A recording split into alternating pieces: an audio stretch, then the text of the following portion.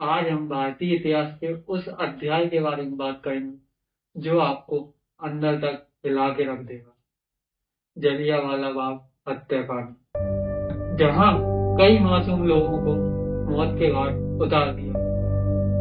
Hello दोस्तों, तो स्वागत है आपका हमारी वीडियो में। तो आइए समझते हैं डिटेल में इस टॉपिक को।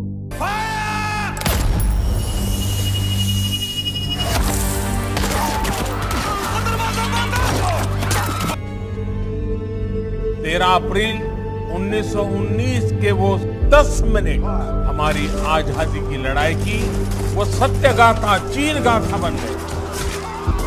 अमानवीयता की सारी हदें पार कर दी। जिनके सपने आज भी जलियांवाला बाग की दीवारों में अंकित गोलियों के निशाने में दिखते। 18 मार्च 1919 को रॉयल एक्ट ब्रिटिश गवर्नमेंट के द्वारा यहाँ पर लाया जाता है। इस एक्ट के मुताबिक यहाँ पर फ्रीडम एक्टिविस्ट को बिना किसी कोर्ट ट्रायल के अरेस्ट किया जा सकता था। इसके साथ ही ये एक्ट प्रेस की फ्रीडम पर भी कई तरह के प्रतिबंध लगाता था। इसके बाद उस समय के दो popular freedom activist doctor Satyapal और डॉक्टर सैफुद्दीन कुचलू को गिरफ्तार कर लिया जाता है। इससे लोगों में आउटरीच बढ़ता है और हमें कई प्रकार के वायलेंसेस उस समय देखने को मिलते हैं। इसके बाद 13 अप्रैल 1919 को जलियांवाला बाग में दोपहर के समय एक शांतिपूर्ण सभा हो रही थी। उस दिन बैसाखी का पर्व था, जो पूरे पंजाब में एक स्पेशल फेस्टिवल के रूप में मनाया जाता है। उस समय इस जगह पर कम से कम 10,000 लोग मौजूद थे, जिनमें बच्चे, बूढ़े और महिलाएं भी शामिल थी। इस पूरे जलियांवाला बाग का एक कॉमन एंट्रेंस और एग्जिट था और चारों तरफ बड़ी बड़ी दीवारें थी। फिर इसकी इंफॉर्मेशन जनरल रेजिनॉल्ड डायर को लगती है, जिसे हम जनरल डायर के नाम से जानते हैं। फिर जनरल डायर अपने सैनिकों के साथ यहाँ पहुंचता है और इसके एक लौते मेन गेट को घेर लेता है। फिर ये अपने चलाने का आदेश देता है। इसके सैनिक तब तक गोली चलाते रहते हैं जब तक इनकी बंदूक की गोलियां खत्म नहीं होती। ये गोलियां लगभग 10 मिनट तक बिना रुके चलती रहती। फिर 10 मिनट बाद ये गोलियां चलना बंद हो जाती, मानो समय रुक सा गया। ब्रिटिश गवर्नमेंट के मुताबिक यहाँ पर 370 लोग मारे जाते हैं और 1200 लोग घायल हो जाते हैं, जबकि ओरिजिनली यहाँ पर मरने वालों की संख्या 1000 से ज्यादा थी, जिसमें कि 120 से ज्यादा लोगों को तो केवल वहां मौजूद कुएं में से ही निकाला गया था। उस समय इस जगह का बड़ा भयानक दृश्य होता है। चारों तरफ लाशें ही लाशें पड़ी होती हैं, जगह जगह शरीर पे टुकड़े पड़े होते हैं, छोटी छोटी खून की नदियां हर जगह बह रही होती हैं।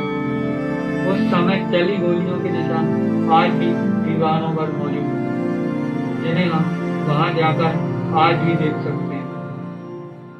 इसके बाद पूरे पंजाब में मार्शल लॉ लगा दिया जाता है, जो लगभग 2 महीने तक चलता है।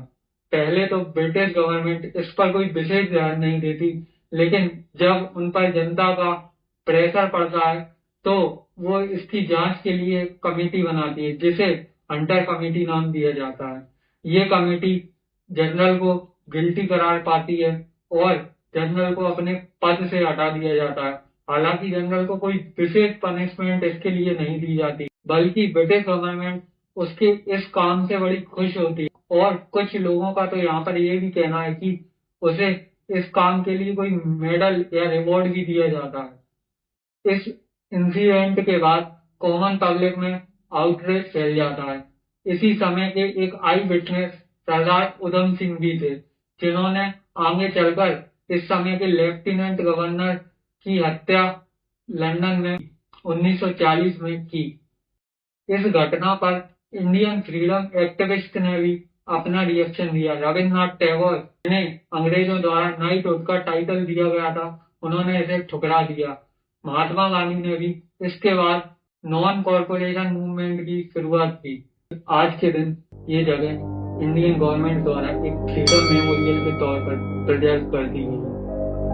जो हमें उन लोगों की याद दिलाता है जो इस घटना में मारे गए, जिनकी शायद कभी कोई गलती भी नहीं थी।